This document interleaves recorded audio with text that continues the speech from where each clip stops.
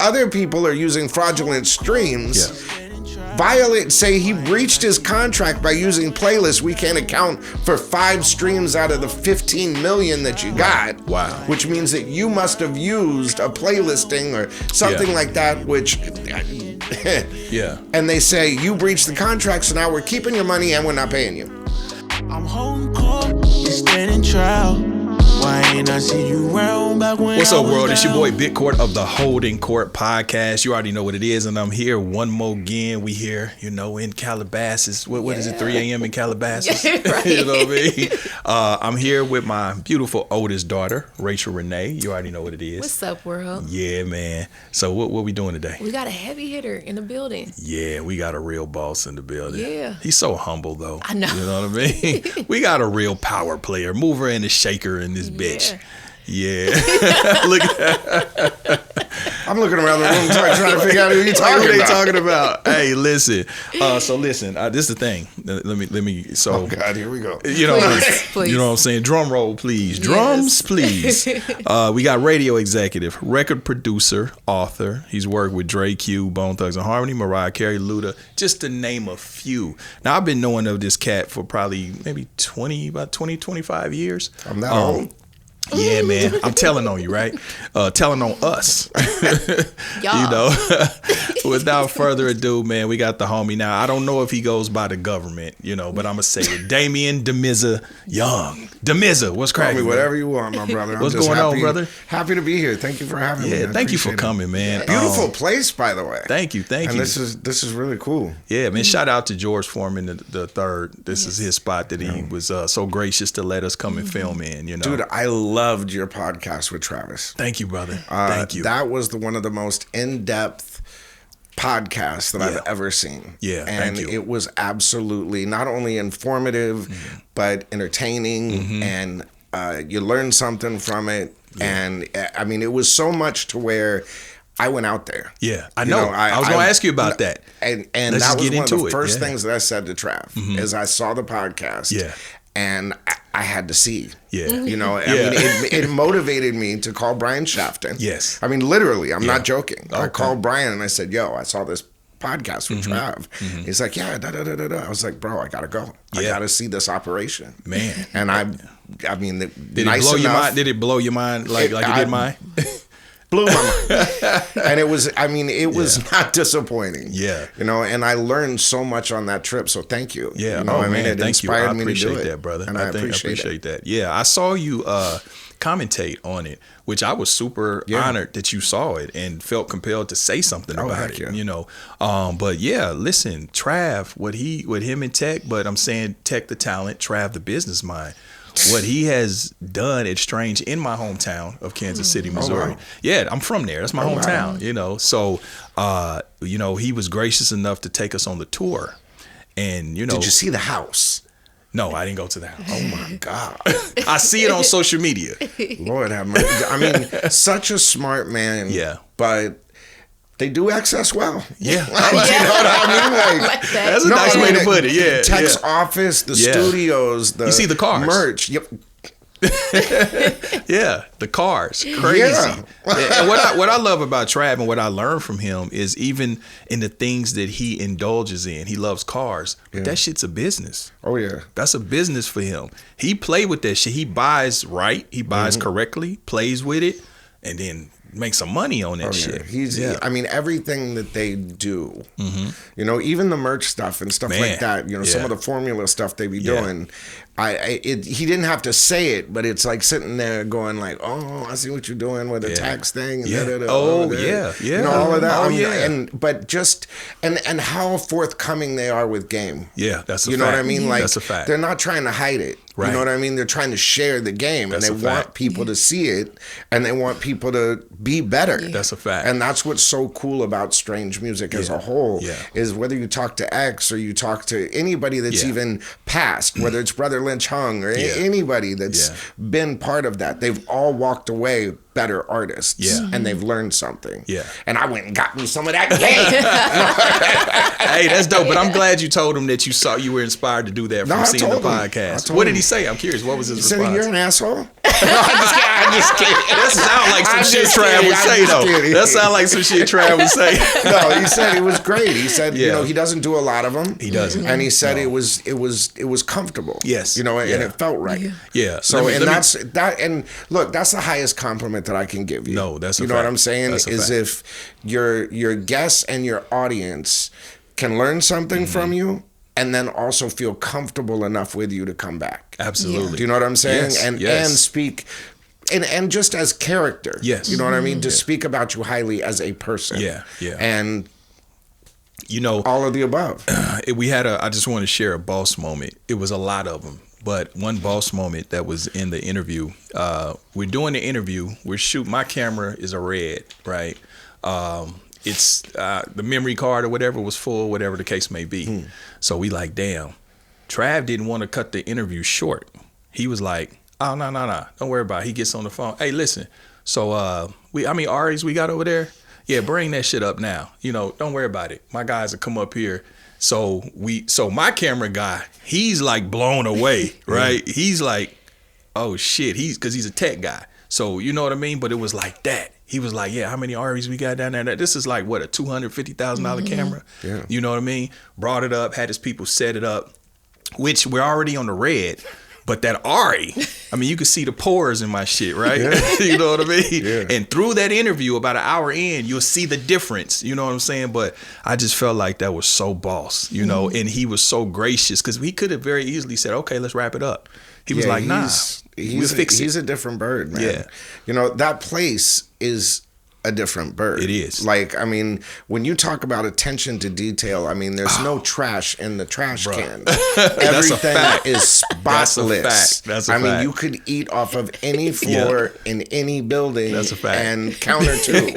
You know what I mean? Yeah. And not just that, but if it's something that you wanted, he set it up for you. Oh yeah. You know what I mean? That's and what I'm saying. Lickety split. Yes. You know what I mean? And just couldn't be kinder, couldn't even be more humble. And we were doing a mixtape, Day One and I, the Synergy mixtape, where, we have so many great artists. Even producers. We have Rockwilder, we have Timbaland, we have DJ Quick, we have Rockwilder, we have, Eric Bellinger and Battle Cat came and did Talk Box on the Focus joint. Yeah. Just TriStar. Everybody came and did this stuff. Yeah. And I hit up Tech and I was like, dog, it would be so cool to have you on this track with Twista. Yeah. And he's just like, yeah, I'm on tour right now, but I get to it, no problem is, blah, blah, blah, blah, blah. Get the call from Travis. Hey, I'm like, oh, well, when I come out there, because we had already talked about coming out there, I said, maybe we do it then. He's like, I'll try or Tex on tour, Man, when I got to that studio and saw everything, he's like, yeah, I'm cutting your record today. I'm sitting there just like, what? And then like the next day, and then, just everything about them and how they do things is just the engineer. And and I don't normally do this, but can I arrange this to do that? Please. Yeah.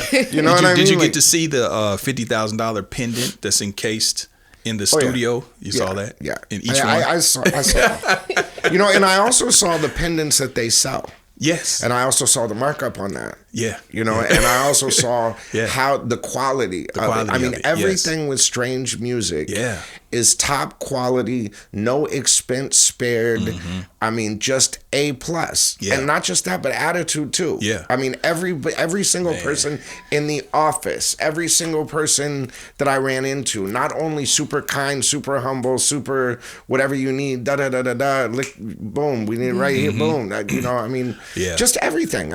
I can't say enough nice things about them. Man, I'm super proud. Me being from Kansas City, Missouri, and knowing them as well, man, I'm going to say we appreciate that as a city. Great people. Yeah. And the hospitality, it was just part of it. Yeah. That's dope. I spent 2 days there. Okay. Yeah. Was that your first time to Kansas City? Yes, sir. Okay. Never been before. And it was one of the top 5 learning experiences in my life, top 2, probably, where I've just never been. I've seen it all. Yeah. I've been to every label. I've seen independent. I've met every artist, every producer, Yeah. been to every movie set, seen every movie studio, every kind of piece of equipment you could possibly imagine. I mean, I hang out with DJ Quick. Right. You know what I mean? So Yeah. if you hang out with Quick, then you've seen it all. That's right. You know what I'm saying? Yeah. Because he is the mad scientist. Yeah. And the most perfect teacher you could ever ask for. Like, he will teach you some shit. Yeah. You know what I mean? That's probably number one. What was your biggest takeaway? Was this? What was your biggest takeaway from going to Strange and meeting Travis? Because you said you learned some things. To be honest, it was hope. Oh, okay. Because it was a micro major. And I said to myself, and for instance, why I appreciated your podcast so much was to be able to see that. Yeah. You know what I mean? And say, wow, will something blow me away? You know what I mean? And then actually being blown away. Wow. You know what I mean? Yeah. It was hope that someone's getting it. Yeah. You know what I'm saying? Yeah. And if the light is shed on this, then it will help our industry. You know, it is the best run independent with access to the major, their distribution through Virgin and Brian Shafton at Compound Interest, who's, I mean, a legend and one of the smartest people in the music business. I mean, going back to Priority and Master P, I mean, they developed the independent game. Right. You know, when Fontana Distribution, which is now what is In Grooves, that is the incarnation of what is doing the Virgin deals and that kind of stuff. He was the first. I mean, the first project that came through Fontana was DJ Quick. You know, we did it together. It was the first #1 independent. Was that through Trauma. Bungalow? No. Okay. This was right after Rhythmalism and all of that. Okay. There was I think it was right after or right before Bungalow. Okay. But Trauma was the last project I worked on before I retired. Was that with AMG? Trauma? No, that was later. Or before. Okay. Get them mixed up. Okay, But this was Fandango, the one with Be Real. And Brian called me up and said, there's this new thing, Fontana Distribution, and they're going to operate it like an indie. I need an artist with SoundScan history. And, you know, what do you think? And here's the deal, And at first he said, you know, do you want to put projects through this? Like, and we were going to do Back Before You're Lonely, the record I did with Butch Cassidy first through it. I said, nah, let's do DJ Quick. He has SoundScan history. We can get in advance. Plus, that'll open up the door. We can see how the system works. You know, oversaw radio with Sujit, did all of that kind of stuff. Even down to the red vinyl and him autographing the thing and bringing Cartoon in. And it was the first time they really just gave me free reign, you know, and just said, put this together. And Fontana and Brian and Quick and myself, it was the first #1 independent record through that system. Wow. And we had tremendous success with it. Man, you've had your And it was the first artist that had like an 80-20 deal. Got in advance, and we shipped 130 or did 130,000 copies the first week. So I mean, we did really well. Wow. You know, and that's why when I left, that's the last deal. Then I come back and it's like 0.006 what? The streaming shit. You know, like it was like a dad coming home from vacation and the house is trashed. Let me ask you this. Let me ask you this real quick, because I know kind of going now. Sorry, no, that's all good. It's all good. ADHD, man. Yeah, no, it's all good. Do you think? Let me know if you need a water too. No, I'm cool. Actually, you want a water? Sorry. Do you think that Strange, them being as autonomous as they are, of course, I think there's other layers to Strange, you know, because you have the music, you have the merch, but there's also real estate. It's almost like they're like McDonald's. McDonald's sells hamburgers, but they're like the biggest holder of real estate at the same time. It's funny that you say that because I said this is the Taco Bell taco line. Right. That's a fact. Of the music business. That's a fact. You have the systems down so much. You know what I mean? And that's what I was saying is I wish people saw this, because the way the merch is done, the way that the artwork and the social media and the different departments of studios, I mean, it's built like Motown. It is. Do you think that Strange is setting a new precedence of where the business should be going? Yes. Okay. It's the model. And, you know, I didn't realize this, but even, you know, I was talking to Snow the Product the other day, and she said her operation is pretty much modeled like it. Right. You know what I mean? And she's done a lot of work with Strange. Yeah. So it's like, you know, I'm seeing that, you know, I'm not a fortune teller, but I'm somebody that sees the future. Yeah. Because I've been doing it so long and I can see it. You know, there's a funny thing, and remember the original Willy Wonka? Yes. You know, the fat kid sitting there drinking the chocolate? You know, it's like, yo, just stop. Like, no, you could have the whole factory. Like, just stop. And then, oh, no, you're going to fall. Oh, take him to squeeze him. Yeah. You know what I mean? Or the fudge room or whatever it was. Yeah. It's like that. You know, I'm sitting there going like, look, you could have the whole business. Just why are you doing it like this? Yeah. You know what I mean? So I can see where things are going. And the model of Strange is where it needs to go. Now, that being said, Travis and Tech have been doing this a long time. Yes. Is that something that they want to do for the next 20 years and foster the next thing? Or will it be a Willy Wonka situation? Yeah. Why do you think it's only Strange operating like this? Because I think they've held themselves to a different standard. You know, whether it's touring, whether it's quality control, whether it's studio, whether it's everything. You see how Travis does it. Yeah. Everything has to be perfect. Oh, for sure. You know what I mean? For sure. And something as small as when we joke about there's no trash in the trash can. That's a true thing. The staff, though, it's not because there's a pride there. It's not because he walks around with a freaking ruler and smacks somebody on the back of the head if a trash can ain't clean. Do you know what I mean? Yeah. It's just he instills the discipline and the pride in what they're doing to the point where if somebody walks by a trash can and there's trash in it, they take it out. Yeah. If there's a spot on the counter, they wipe it down. Right. They don't leave their water bottle or whatever. You know, it's funny because it speaks to the culture. Like you know, Dr. Dre said about Death Row back in the day, where he said, you know, it got to the point where I was having a party every night at my house, and people are putting cigarette butts out on my floor and spilling on it, and people get spoiled. You know what I mean? They get in those situations, and they feel like they can act out of their, you know, whatever, and they just, I mean, you ain't raised right. You know, and I mean that from a business. That's going to reflect leadership too, though, because people see you doing it. Yeah, is there's no discipline, there's no respect for the craft, there's no wanting to learn the craft and be mentored. They just want to come in and play the part and get the money, the drugs, the women, the weed, whatever the heck the motivation is, and they're not true students of the craft. And that's what our business is missing.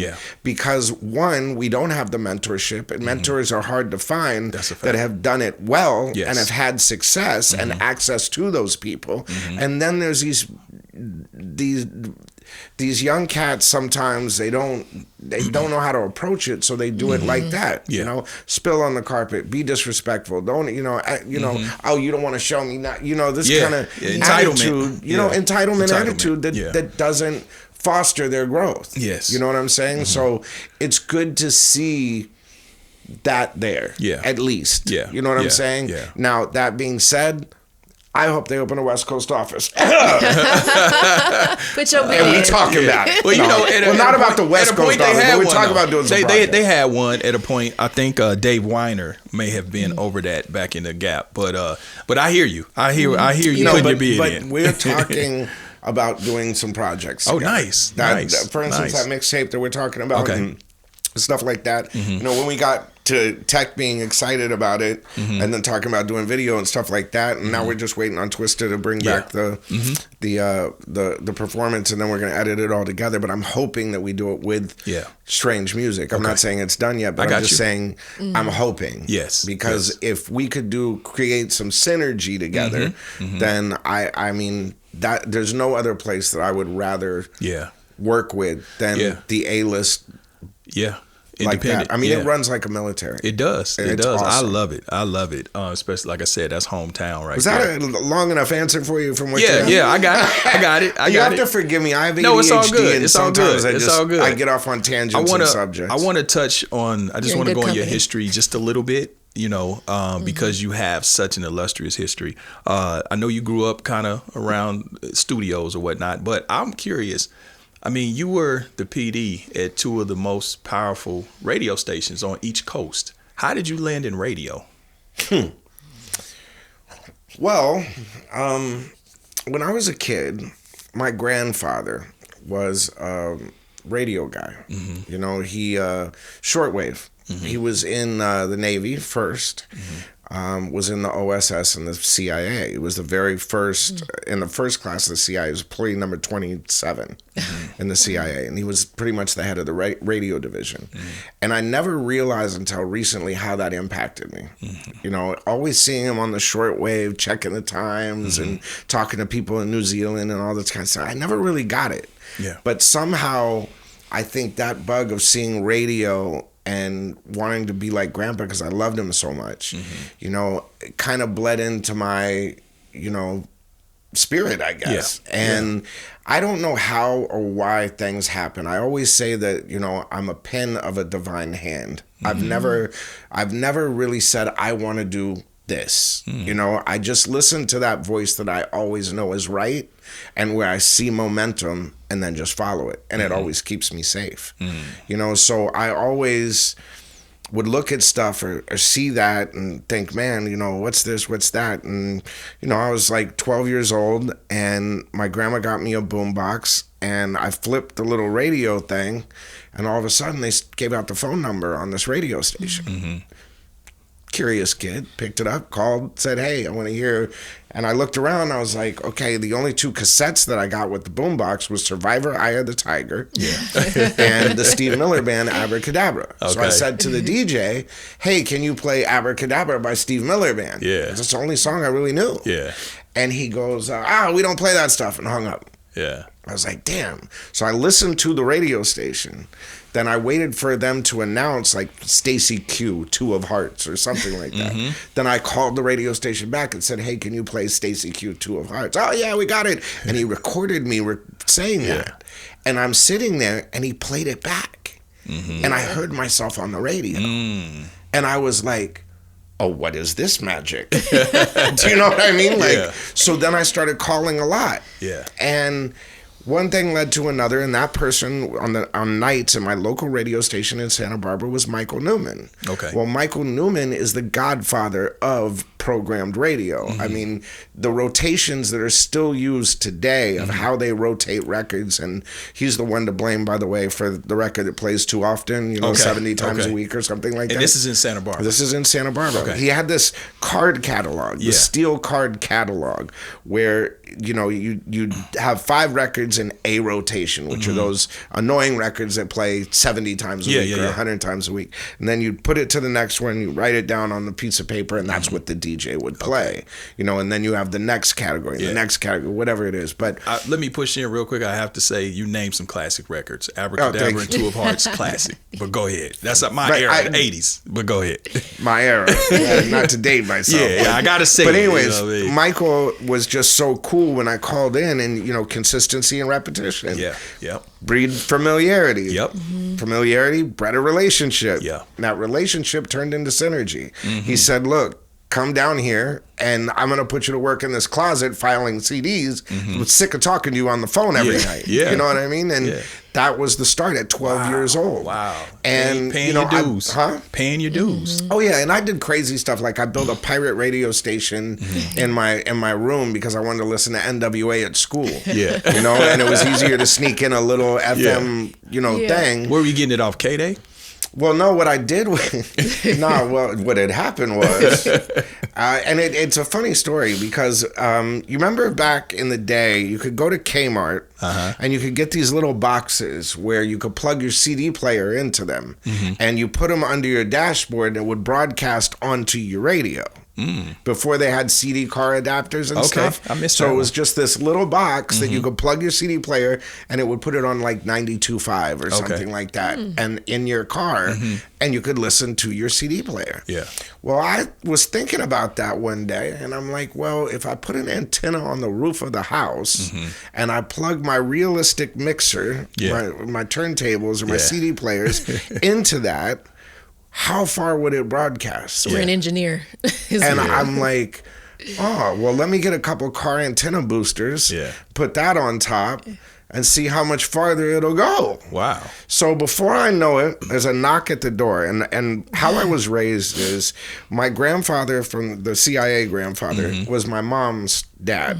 So they lived in one house.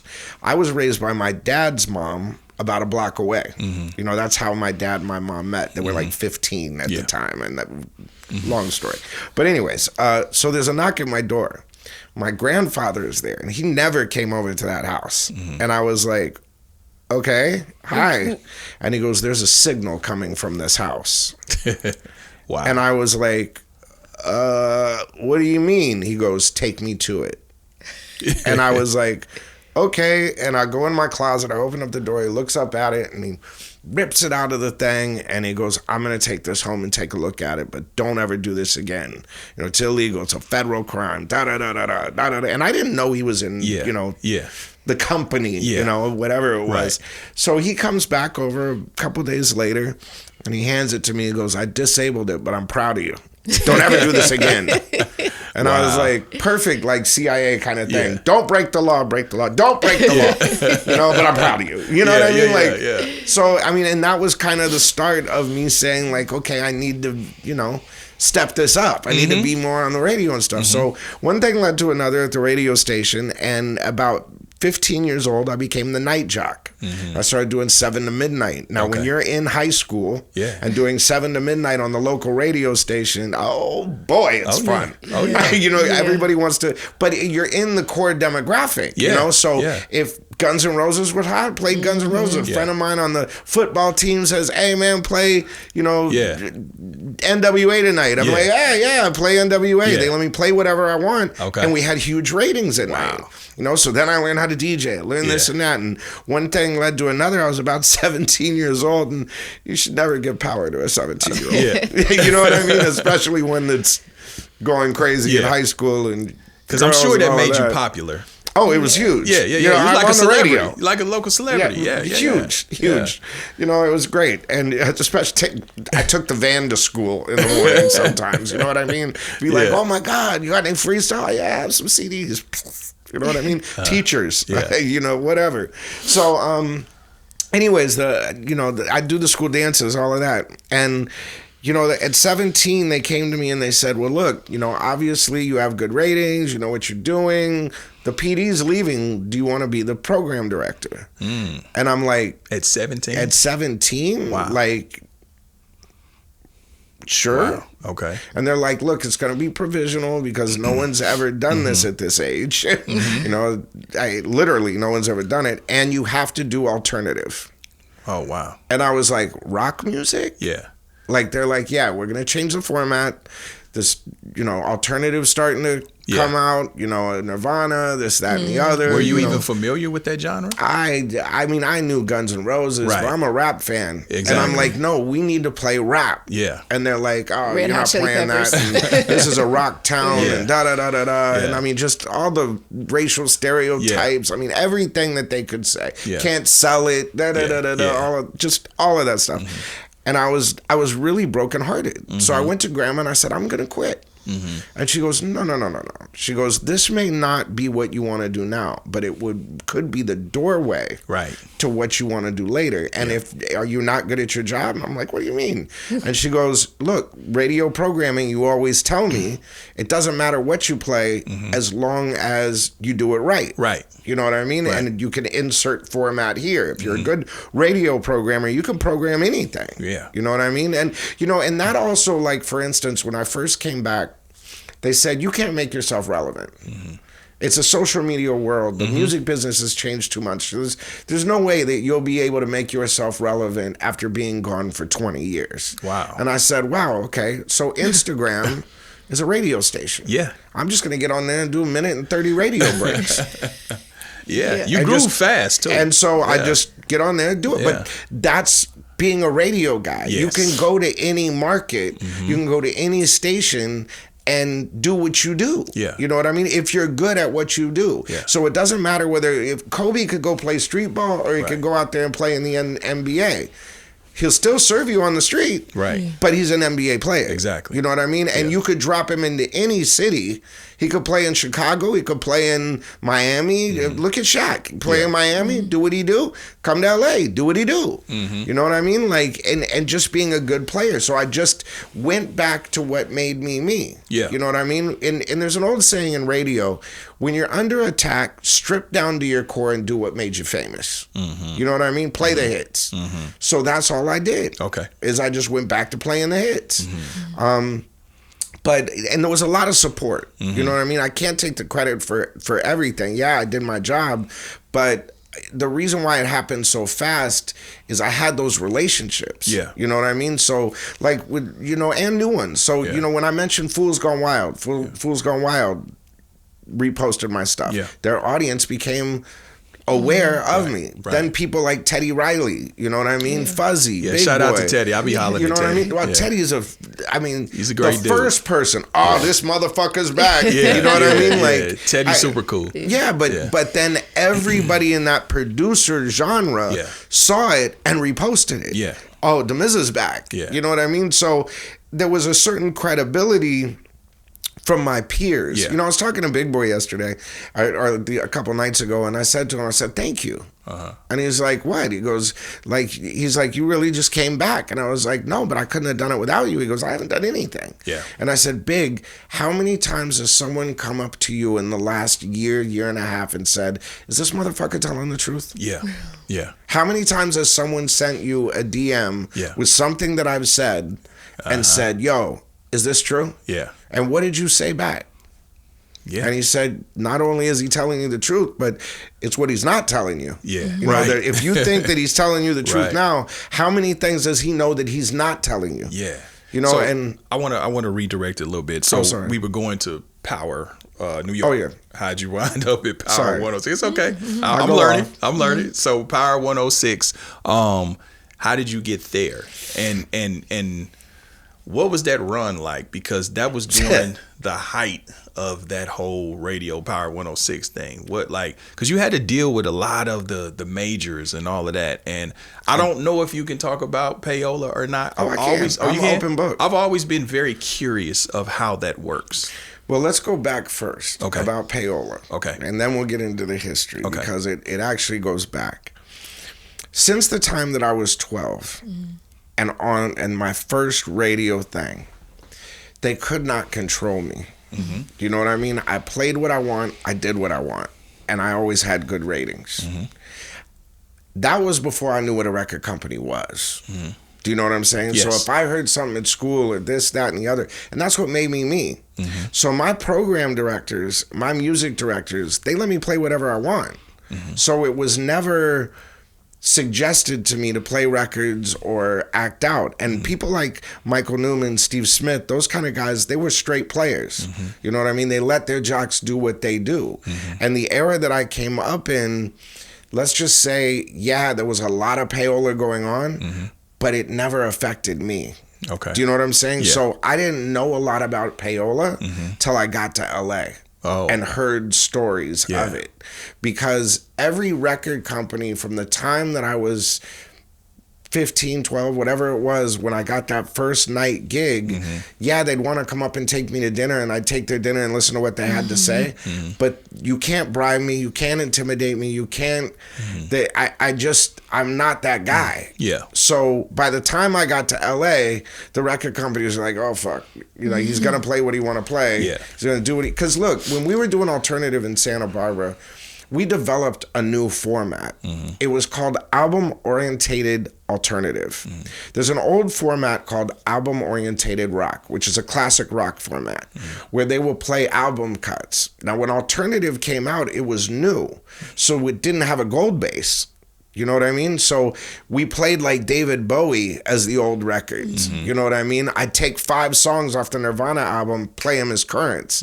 Now that leads me into how I got the job at Power 106. There was a new group called Garbage that came out.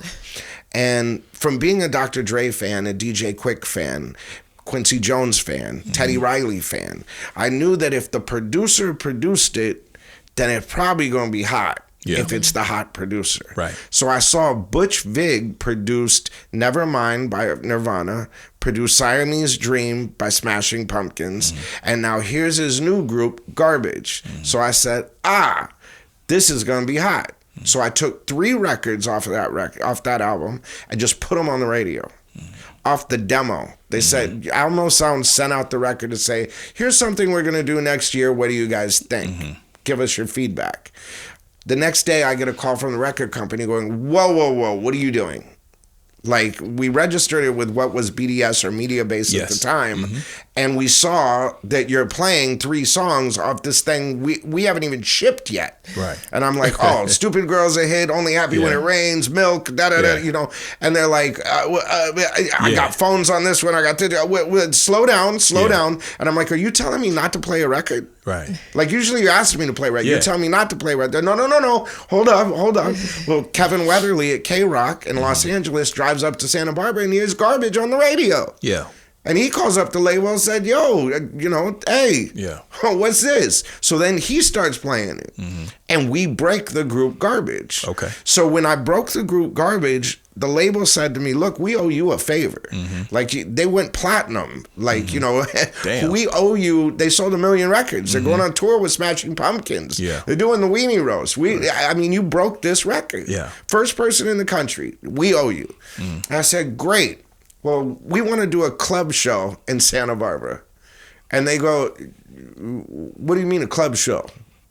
We were talking like a flyaway, something like that, go see him at the Weenie Roast, something like that. I was like, oh, well, we got a club. We do this club on Sunday nights, and, we have bands come in sometime. We have General Public. We have da-da-da-da. Never done a big band before, but hey, since you offered, and they're like, we can't do that. I said, oh, I guess you're not people of your word. Yeah. And they were like, hold on. Put me on hold. Calls Butch Vig. And they say, hey, this 17-year-old program director in Santa Barbara, 18, whatever it was the first to play this record. We told him we owe him a favor, but this is what he's asking. And Butch said, we only have 1 day off. We're doing Saturday, the Weenie Roast for K-Rock. Sunday, we have a day to pack. And then Monday, we're going out with the Smashing Pumpkins. Like, how are we going to do this? And he just stopped and said, did you give him your word? They said, yes. He goes, well, I guess that 1 day off, we're going to Santa Barbara to do this club date.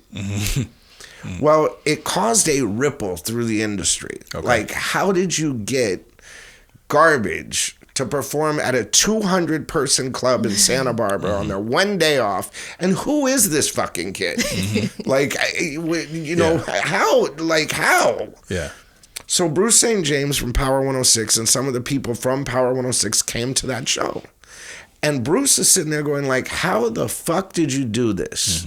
Like, how? And I'm like, dude, I'm just a fan of rap music. I want to work for Power 106. That's my dream. Right. And he goes, well, we don't have any openings right now. All we have is a Sunday night board op position, which is, you ever see La Bamba? You know how like Rick Dees is in the booth and then there's the guy who's sitting there just doing the faders? Yep. He's like, that's the only job we got open. I said, I'll take it. Yeah. And he goes, Sunday night, 7 to midnight, you're programming, you're doing stuff like this. You're going to drive to Santa Barbara or from Santa Barbara to Los Angeles on a Sunday night to push buttons for 2 hours and then drive back. I said, I'll sweep the floors, I'll wipe clean the van. About what year was this? This was 95, 96. Okay. So they're like, yeah, okay, yeah, whatever. So for minimum wage, I came down to Power 106 on my first day to be a board op. Well, I walk in the studio, and who am I being the board op for? Curtis Blow. Wow. Okay. And I'm like, Yes. and he's like, look, kid, if you don't mess up, I'll give you a story of hip hop. Yeah. And I learned every week from Sedgwick on down, the son of Curtis Blow was Run DMC and hip hop and Rick Rubin and, Russell Simmons and, all of that stuff and how Def Jam was built from Curtis Blow. Yeah. So Curtis Blow gets fired or leaves, whatever happened.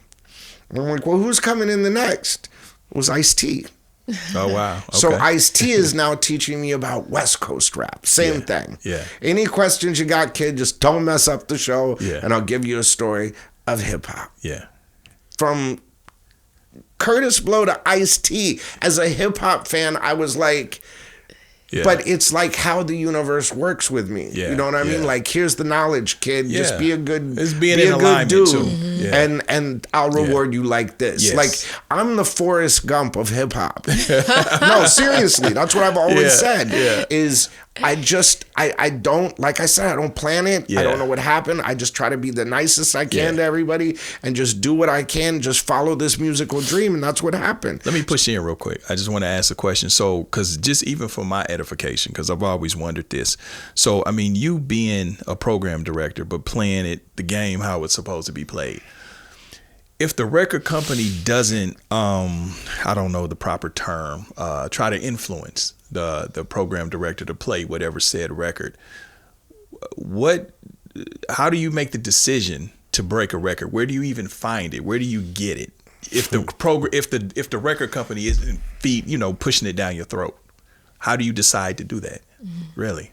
So that's by way of what DJs was popular in the street. The biggest problem with music today is when in doubt, and excuse my French, use your fucking ears. Yes. Yeah. Do you know what I'm saying? Yeah. Like, that's what it is. Is that feeling you get when you hear something that makes your soul twerk. Yeah. Do you know what I mean? Like, do you feel like that's gone? It's all about monetization now. It's all monetization and numbers and data and da-da-da-da-da. What about that feeling in your chest? Right. That's what we're missing. I mean, you look at these streaming numbers and all of this kind of stuff, and then you wonder why we're not building big artists and stuff like that. Is because, look, we're from the same era. Right. Did you see the movie Weird Science? I love it. Come on now. I love that movie. Watch this. Yeah. In your race for power and glory, you forgot to hook up the dog.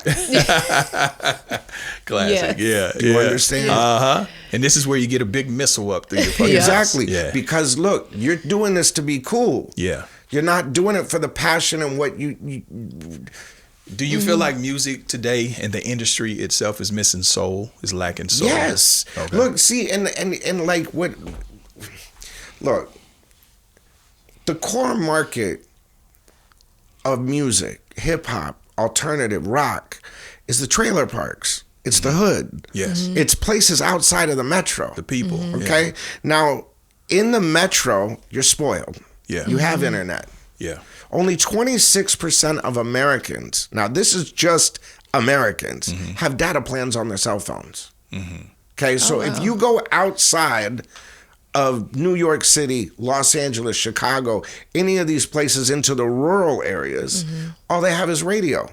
There's places in Hollywood that I could be at and not get internet. Oh, yeah. Wow. Okay? If you don't have Wi-Fi, you're not connected. If you can't afford the subscription, you're not connected. 96% of Americans listen to radio and don't even know they're listening to radio. Wow. You go into a liquor store, you go into these, they're not wasting their data plans on YouTube. So you still think, because that was going to be one of my questions, you being a radio guy, so you still think terrestrial radio is... What I'm saying is the only thing that reaches the nooks and crannies of society is radio. Really? Its superpower is, one, it's free. Yeah. And you can get it anywhere. Right. Do you know what I'm saying? So what happens is in lower income areas, which is what creates the culture. Yeah. Any culture. Yeah. Whether it's rock, whether it's jazz, whether it's pop, whether it's whatever. Right. That's where the buzz and the soul of music is. Yeah. Do you know what I'm saying? It's not in the major cities. Right. But it's flying over everyone's head. Yeah. When you have, I'm sorry, but if you put it on the internet, and you're missing, if only 26% of Americans have data plans on their cell phones, you're missing 70 something or almost 80% of your audience. But let's play devil's advocate, right? That could be. That may be true, and the numbers, the data reflects that that's true, right? But I know. So if you have an independent artist, right?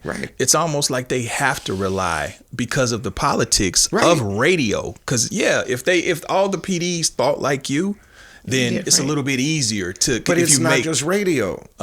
There's gatekeepers everywhere. Right. That's the problem with the business today. Yeah, right. But what I'm saying is, what you're saying is, okay, radio is still the driving force, right? Because it's free. But motherfuckers can't get on the radio. Okay, well, let me put it to you like this then. How does an artist get on the radio? How far can you get on Spotify?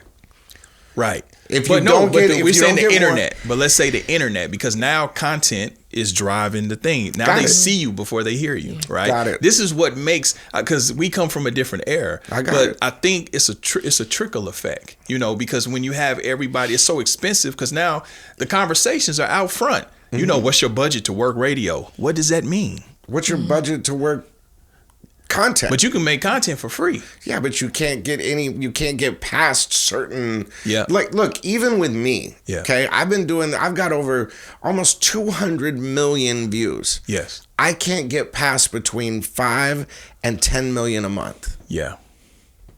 Mm-hmm.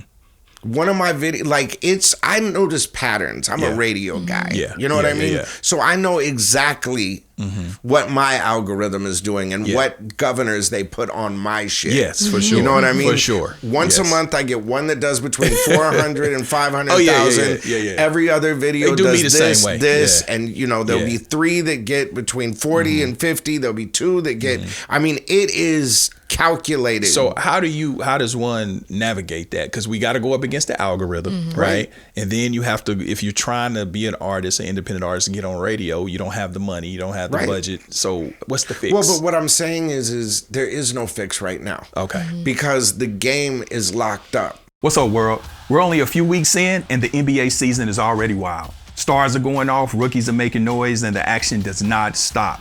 DraftKings Sportsbook, an official sports betting partner of the NBA, is where you can get in on all of it. Don't forget the Emeritus NBA Cup is rolling along. Big moments, big matchups, and a whole lot is on the line. Don't miss out. Jump in and bet on the action today. Now, me personally, I'm going to put some money on the Wemby dude. He's a beast, Draymond. I don't think you're doing nothing with that boy. Russell Westbrook, you're not doing nothing with him. But listen, all the new customers, bet just $5 and get $200 if your bet wins, paid in bonus bets. Now, download the DraftKings Sportsbook app and use code BIGCOURT. That's the code BIGCOURT, BIGCOURT. Bet $5 and get $200 in bonus bets if your bet wins. In partnership with DraftKings, the crown is yours.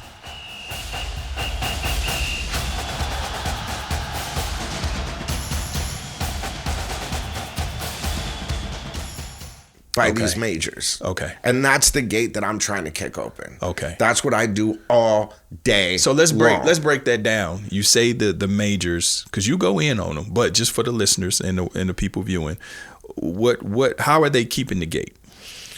For instance, if you as an independent artist get less than 1,000 streams, they don't pay you. Okay, so there's suppression stuff for one to keep you under that number. Then that money, because of pro rata streaming, goes to the majors. Okay, do you see? It's put in a pool because it's all about market share. They do it by market share. They don't do it by, like, for instance, what people think is when an artist song plays, a little cash register goes ching, and their account is credited. Doesn't work like that. You know what I mean? So that money gets put in a pool, goes to the majors. Say, for instance, you get past that 1,000 stream thing. You get up to 1 million. Okay? Label calls you up and says, hey, you got momentum. Yeah. We want to sign you. You don't take that deal, then, you used a playlist. Shut it down, pull it off of Spotify. We take that money. Wow. So it's way worse now than it is with radio. Do you know what I'm saying? Yeah. Like, this is the kind of stuff going on. Ask any indie artist. Not just that, but say they do sign a deal with the label. And I have seen this before. They sign the deal with the label. The song has momentum, but say it only gets 20 million, something like that, right? And they say to you, when you sign your deal, we're going to give you an advance to go and make a video, but here's how you have to do it. Okay, we're going to give you $100,000, but we're going to say give you $10,000 in cash for your pocket. Okay, for signing the contract. Right.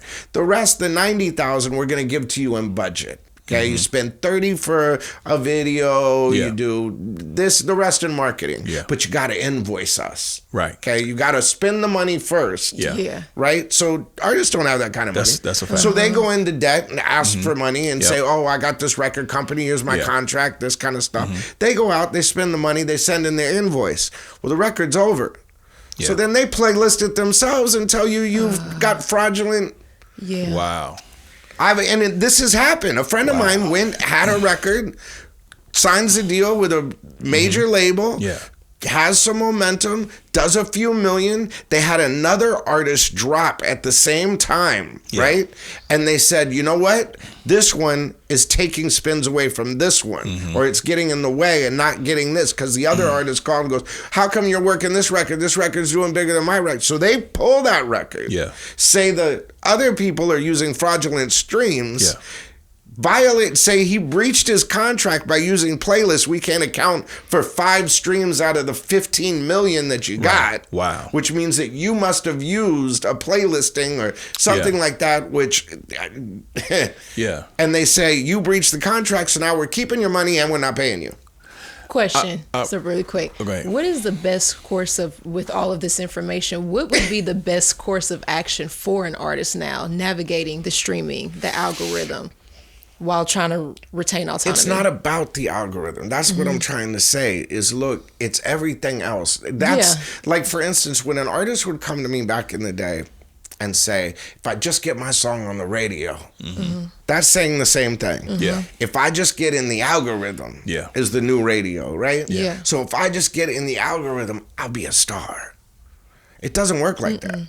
So what happens is you've got to make yourself relevant in a community. Do you know what I mean? Yes. And you got to find your people. Grow it out. You got to find your people and then grow it out.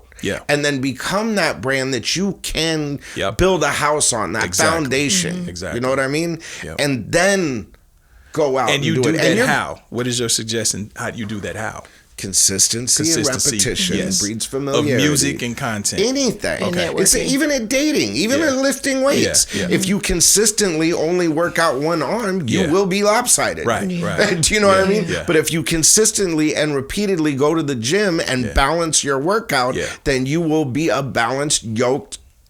But that's what's missing. But that's what's missing now, because I feel like artists, at least from my perspective, even observing the 90s and now, is that before it was like you had media training, image, sound, all of this, and now it's like artist development. You're looking for. Exactly, right. But now it's like, okay, they get popular off a TikTok sound, and then they just go, and it's almost like it's premature. At the end of the day, there's no longevity to that. That's what I'm saying. They go viral, but there's because of no artist development and training, there's nothing to back it up with. And you know, somebody said to me about the dead internet theory not that long ago.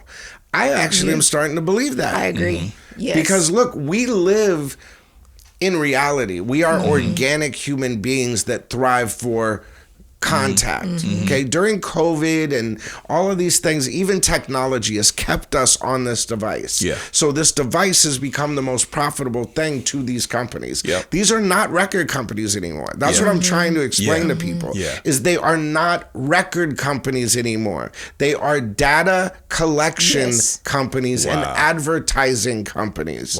So the records, the reason why the viral clips are profitable to them and the reason why they like them so much is because they're little bridges to the ads. That's what they are.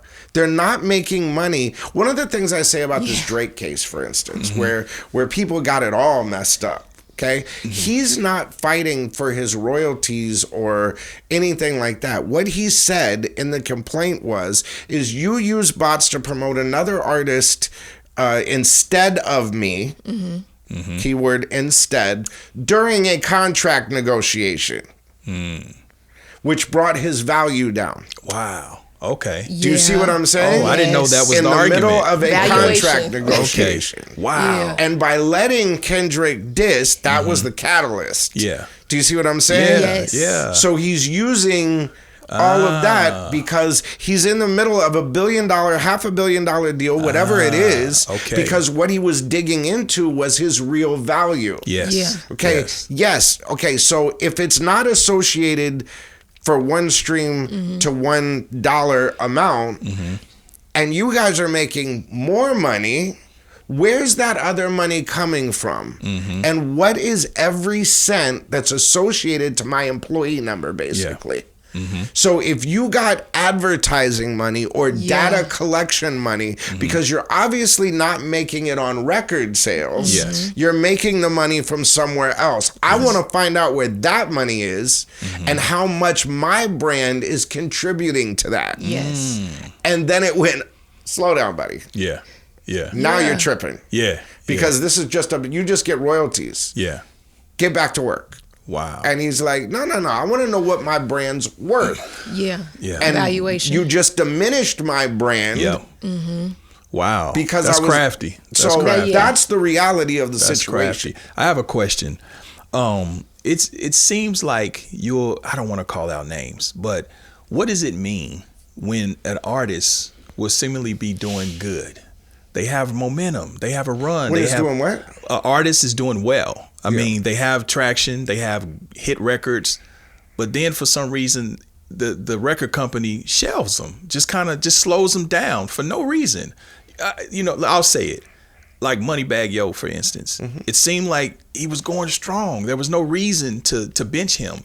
And it just seemed like out of nowhere, it just... it's so arbitrary. It could be anything. Okay. It could be he wants contract negotiation like the Drake thing. Okay. Or it could be you hit on the freaking executive's wife. I see. It could be, okay, I got you. Somebody in the office said you were cute, and not somebody that he, you know what I mean? I mean, it's so arbitrary because it's insert song here. It's all, like for instance, recently, did you see that Billboard top 100 of this decade, top hip hop of this? And you're looking at it going like, how is that possible? Well, that is chart manipulation. That's bots. Now, if you look, 20 to 30% of all streams are bots to control market share, to control revenue flow. So what you're looking at is the compound interest return of years of bot use in those charts. Wow, that's deep.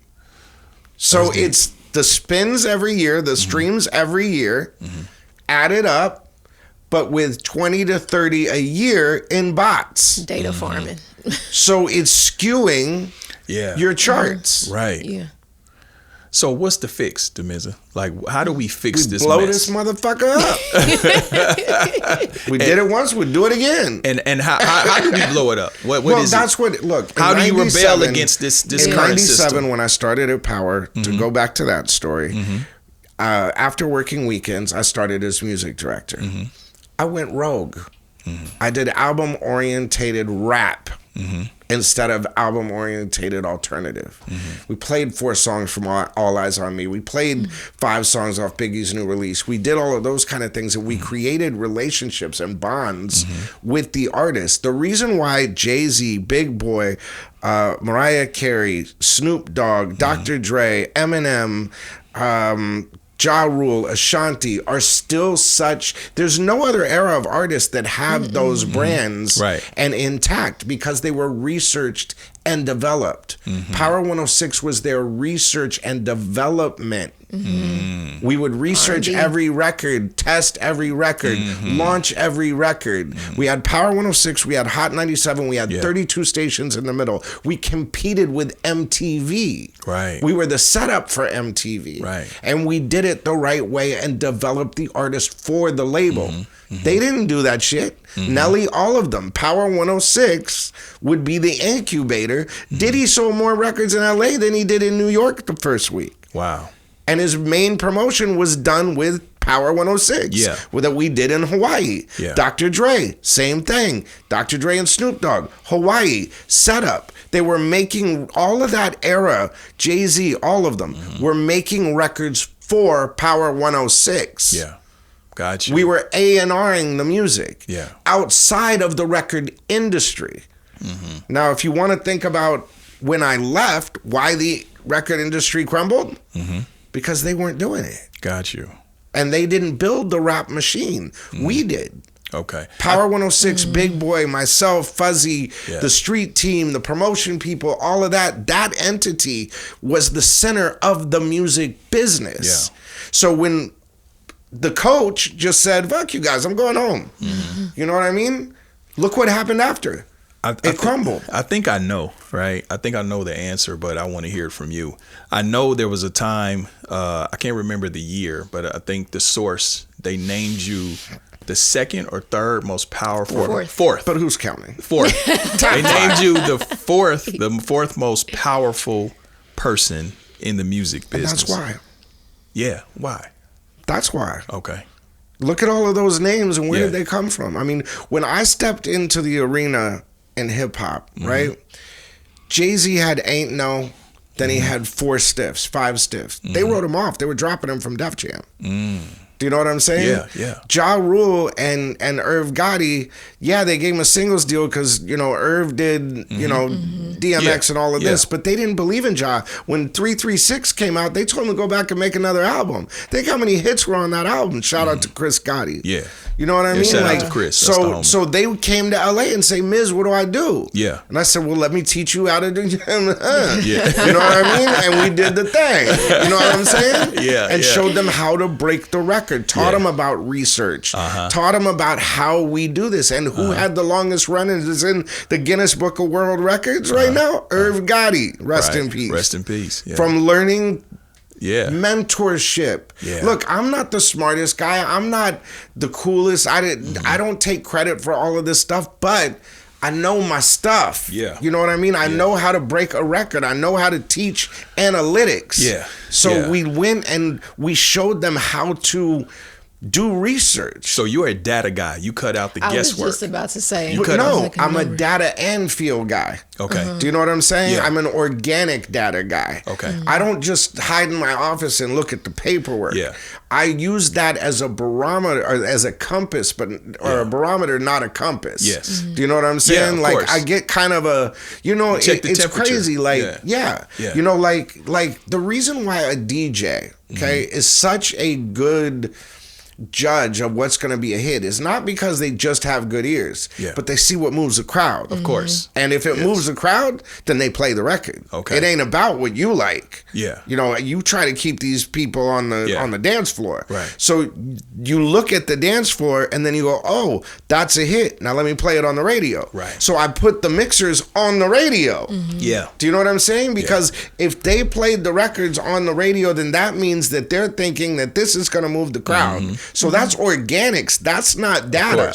Of course. Do you know what I'm saying? Then I'd go look at the request stuff and say, okay, is it reacting? Then I put it into call out research, which is our weekly testing. Right. See if it gets a response.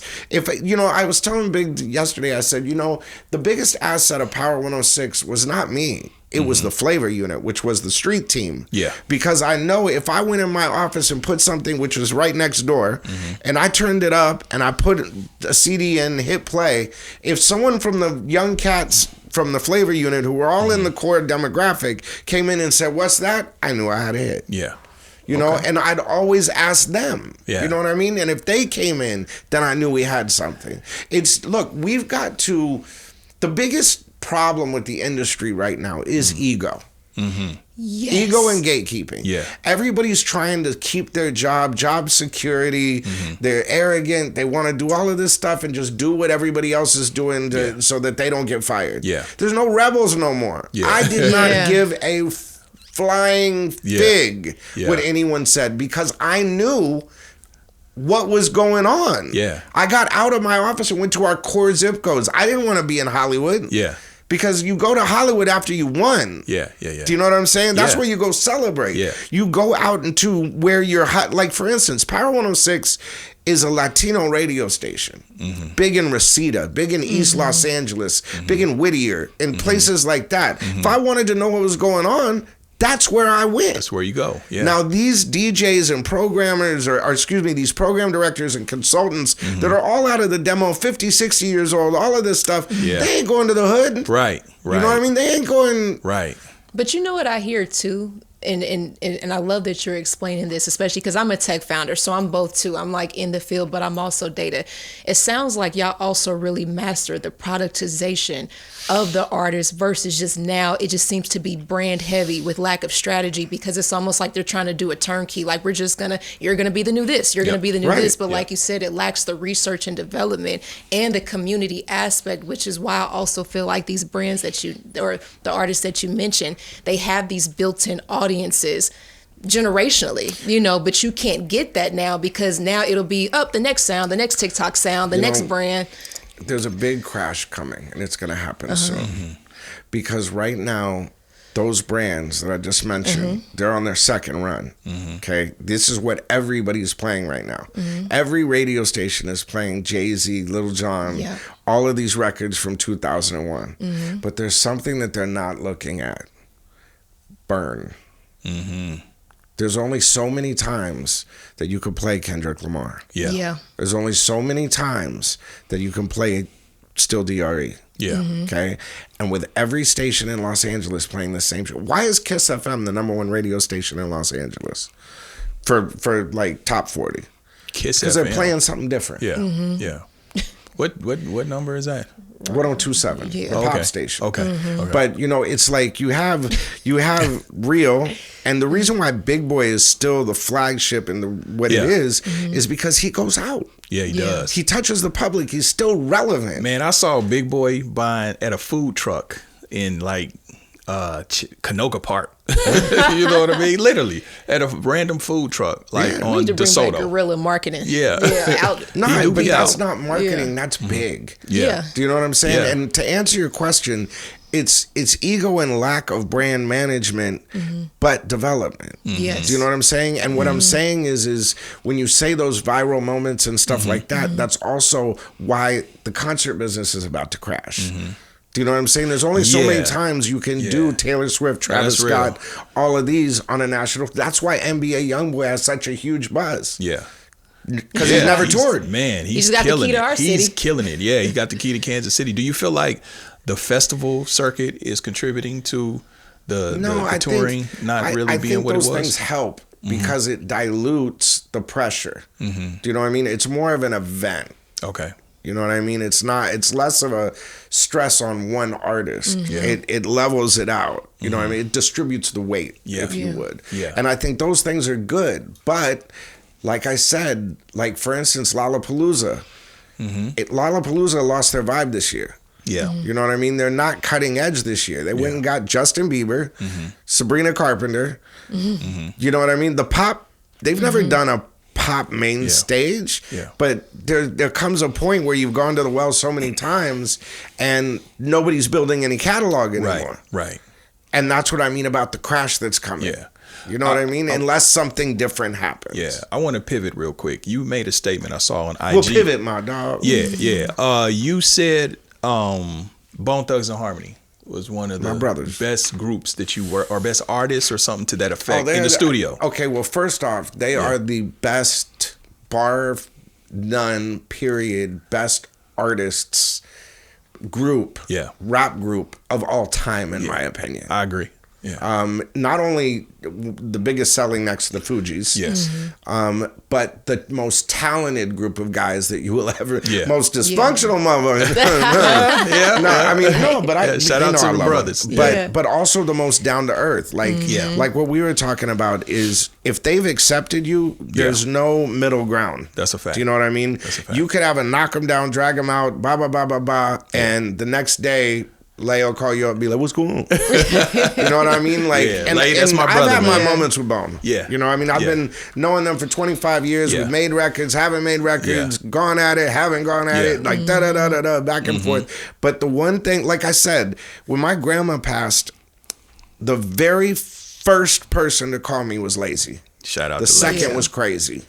Shout out to Like Craig. out of all of my industry friends that I thought loved me for me, didn't even but Lazy and there was some stuff like right before that where you know, anyways, there was some politics, you know, some stuff that I had done. It was my fault. But it just, man, I cannot say how much I love those guys. Yeah. You know what I mean? Like, because no matter what, through my career, they have been a staple and the most supportive guys on the planet. I mean, Crazy Bone was on my first record. I Still Believe with Mariah Carey, Crazy Bone and Rap. Yeah. You know, so I said came you had into a this story game for that. For I Still Believe. You said you had a story for that I want to hear. I Still Believe is one of my favorite songs. It was a funny story. What was the funny story? Well, the funny thing was Mariah never heard Willy Wonka and the Chocolate Factory before. Okay. She'd never seen the movie. Yeah. So when I came in and play, or when she heard the da na na na na na na na na na na, she's like, "Oh my God, that is so cool." And I'm like, "You don't know?" And everybody in the room looked at her like, "You don't know that song?" And a funnier story. So that the original Pure Imagination, which it was a replay for, and actually the loop, the drums are Biggie Warning slowed down, and it was the very first record that I ever made on my W30. Okay, it was the first beat I ever did like that sampled on a W30. Yeah. So it was a joke. Like, it was my friend who played keys said, "Let's play Willy Wonka, and I'll sample the drums from Warning," and it was a joke. Yeah. So I made a cassette for Mariah. She asked me for beats. I sent her the cassette. But you remember back in the day, we used to put tape over tapes that we had, you know, and reuse them and record stuff on them. Yeah. Well, you know, had to put the holes. You had to cover you up have to put the tape over the holes so you can record on them. Yeah. Well, I had put the stuff on. I had recorded other beats on it. One of them was the Willy Wonka thing. And it was at the end because it was the joke record. You know what I mean? So when I sent the tape to Mariah, it was the only tape I had. So I rewound it. I put the 4 or 5 beats on it. And then I let it record for a little while. And I hit stop and then rewound the tape and then just FedExed it to her. Yeah. Right? So she's doing her hair and makeup. She didn't like any of the beats. Yeah. The 3, 4 beats, whatever it was, she was like, nice try, Damizza. Yeah. You know what I mean? Like, good. So she continues doing her hair and makeup. And then about halfway through, 10, 20 minutes later, all of a sudden, the record, you know, where I did recording pops off. And it's in the middle of Pure Imagination, this beat. And she's like, "What the heck is that?" And she calls me and she's like, "Yo, what is this?" And I'm like, "How the fuck did you get that?" I'm like, "What? That wasn't on the tape." And she goes, "Yeah, it was. I'm listening to it right now." Yeah. And I'm like, "Oh my God, that's Willy Wonka and the Chocolate Factory. We're never going to be able to clear that." Yeah. You know what I mean? So anyways, she did not know that it was Willy Wonka and the Chocolate Factory. But she's like, "I want to go in the studio and record this." I'm like, "Look, it's one of the most iconic songs ever in history. There's no way," because I Still Believe was a Brenda K. Starr record. Yeah. Okay? So you're talking about a remix of a remake. Yeah. You know what I mean? So how would you clear that? Yeah. Yes. You know what I mean? It's just impossible to clear. Yeah. So she's like, "I'm going to do it anyway, and then we'll figure it out." Yeah. And I'm like, "Well, go ahead." She goes, "Well, you know Crazy Bone. Go get Crazy Bone. Yeah. And I'll get the brat, and we'll meet at the studio." Yeah. And I'm like, "Okay." So we go to the studio, we do it. So then the label hears it. And there's no way we're going to clear this, right? So one of the label people hit up Leslie Bracuse and Anthony Newley, who wrote, Candyman for Sammy Davis Jr. I mean, they're Leslie Bracuse and Anthony Newley. I mean, the most iconic writers in the history of the music business, basically, or some of them. Yeah. You know, that's a gamble enough. But hey, we won't get into that. But what I'm saying is they didn't know what a sample was or a replay was. So the first question was, "What are you guys doing? Trying to steal our song?" Right. Because it's technically an interpolation. Yeah, correct? Interpolation. Yeah. So Mariah calls me up and she's like, "Hey, we got a call with Leslie Bracuse and Anthony Newley. You need to explain to them what an interpolation is."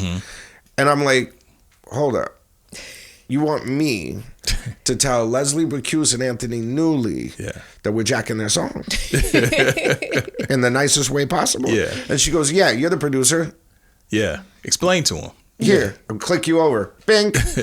And it's Leslie. What are you doing? What's this? Fucking steal my song. And I'm like, look, it's an homage. It's a respect. It's like, I grew up on this and and I know every record you ever did. And I just started running. He's like, hold up. He goes, and he gave me the most important advice that I ever got in the music business today. And listen carefully. He said, "I love it." That's not the part I'm telling you. Said, "This is the advice. I don't want any more or any less than anyone else. I just want to be treated fairly. Mm-hmm. And I said, what does that mean? And he says, as long as it's most favored nations and we're all equal in it, you're good to go. Wow. To this day, every time we do a deal, I just say, I don't want any more, any less than anyone else. I just want to be treated fairly. Wow. And as long as we're all standing on equal and even pavement, we're good. That was dope on his part because he could very easily. Oh, he could have said, I want everything. I want it all. I want it brand all. New socks. That's and you know what I mean? Like, he could have done it all, but he didn't. Yeah. And I learned so much in that moment. I mean, first off, of being the giant that he is, he didn't even have to take the call. Right. Not only did he take the call, he wanted to learn from the call. Yeah. Then he took something from the call. Yes. And then just said, I want to be treated fairly. Right. And he's telling it to Mariah Carey. Do you know what I'm saying? Yeah. Nah, that's dope. And he made a boatload of cash off of it. I know he did. I want to kind of fast forward a little bit because I'm not going to keep you all night because I could talk to you for 3-4 hours. As we're talking about how the music industry has changed and it's gone to shit, more or less. It's going down. But now there's a new element of fuckery. Yeah. And a different version of it. Yeah. AI artists. Oh my God. What the fuck is that? And That's what is the your biggest thought on that? inside job I've ever seen. Yeah. Look, record labels, like I said, is their data companies. They're now content creation houses. Okay. They're tired of paying royalties to artists.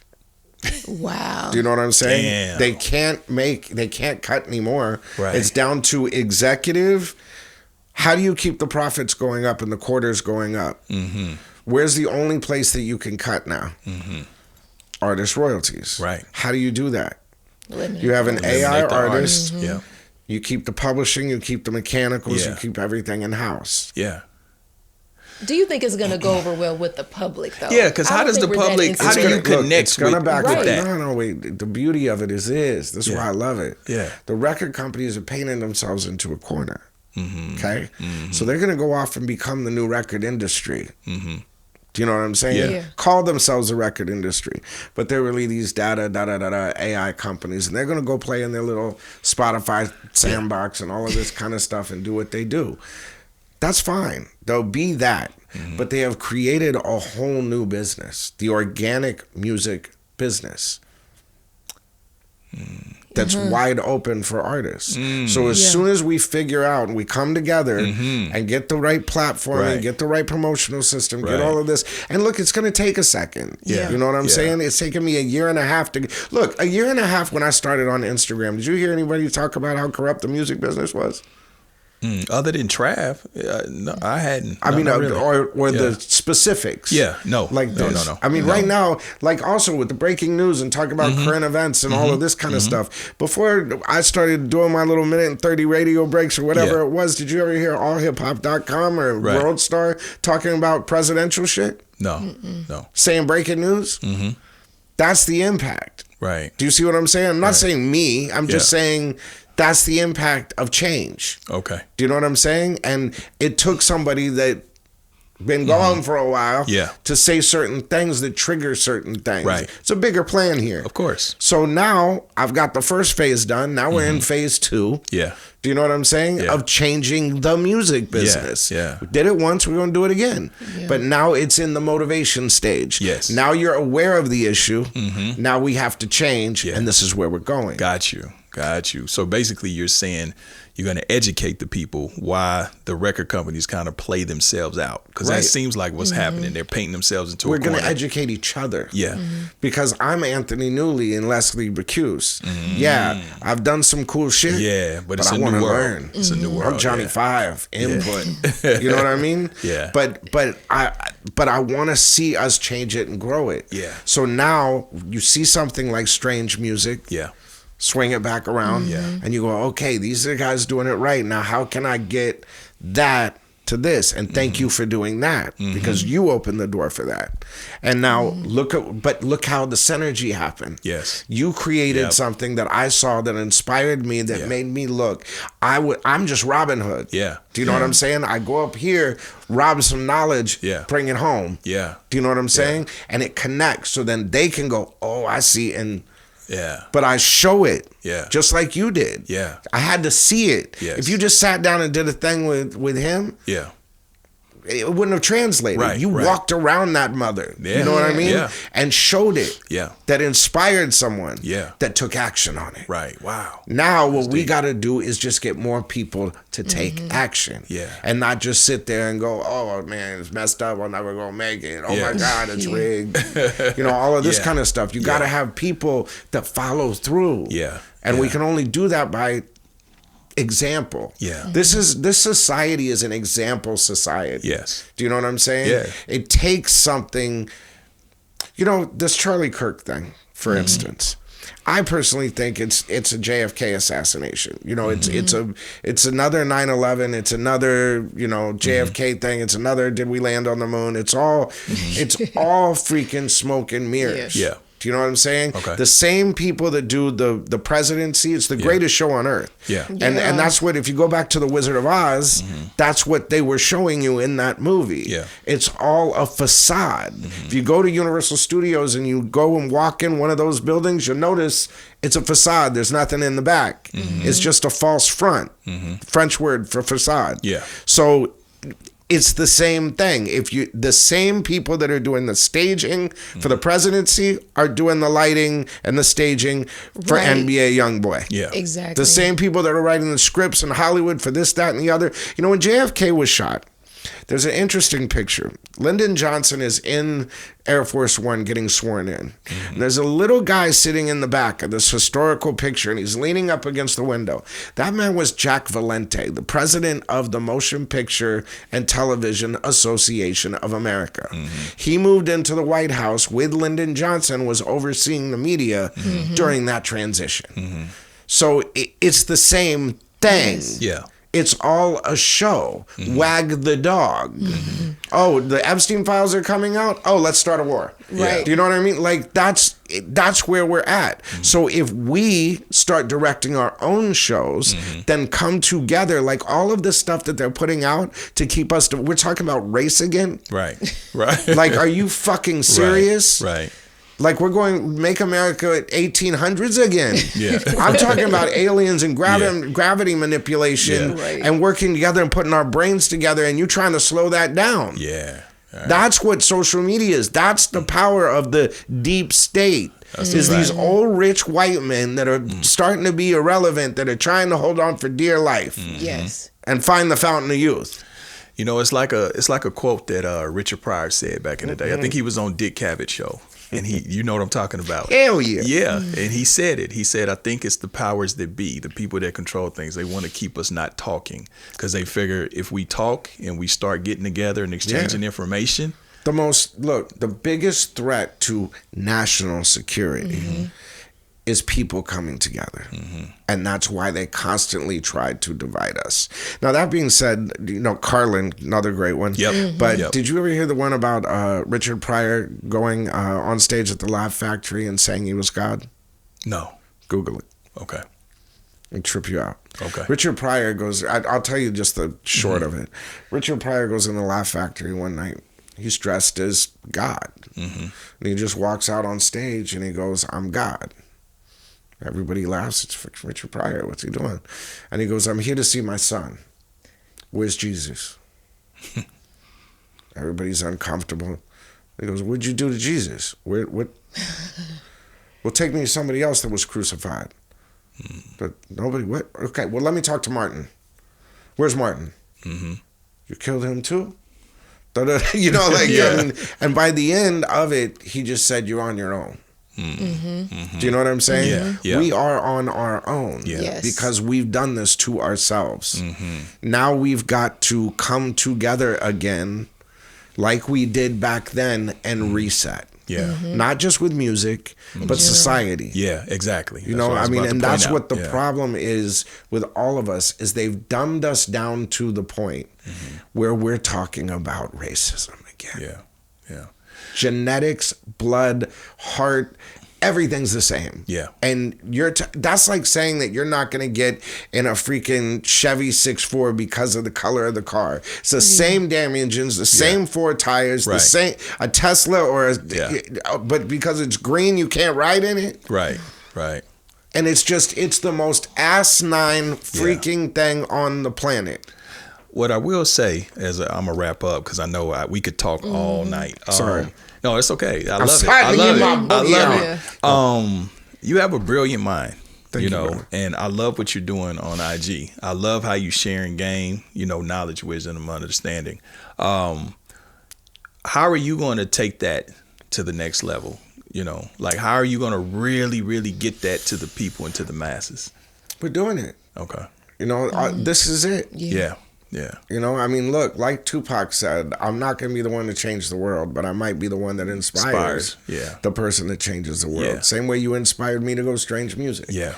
You know what I mean? I'm hoping that one of these times I say something where someone goes, hey, I've got, my life, like I've said, are just pieces of puzzles. You know what I mean? I'm the Forrest Gump of hip hop. Yeah. I mean that. I just happen to be there when something cool happens. Yeah.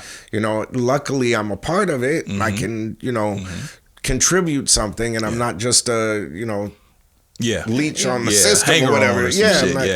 Whatever. But, I'm lucky when I get called off the bench. As DOC told me, it's a God thing. Yeah. The bad guys have been on the field long enough. Yeah. The good guys are back. Yeah. And when that being a pen of a divine hand, I'm just hoping to see in the sooner than later with the way everything's going, I get to see some ink. You know what I mean? Listen, the culture is glad to have you back, brother. I watch your stuff almost daily. When I saw you on social media and came, I was happy to hear from you. And I was like, oh, he be spitting. You know what I mean? And just so you know, I bought the record, the Damizza record, Where I Want to Be. I bought that shit. Yeah. I loved it. One of my favorite songs. It's so crazy because that record, it was studio scraps. Because we were doing the Shade Shiest album. Yeah, do you know what I'm saying? But when the London Sire folded the label in the middle of having Where I Want to Be at #1, the Shade Shiest album was supposed to be that album. Yeah. But when the label went bankrupt and we had the #1 single in the country, I didn't want to burn it out. So, and I didn't want to, we weren't going to put it out. So I just said, grab whatever we got and we'll just put that out. I'll call it Damizza Presents.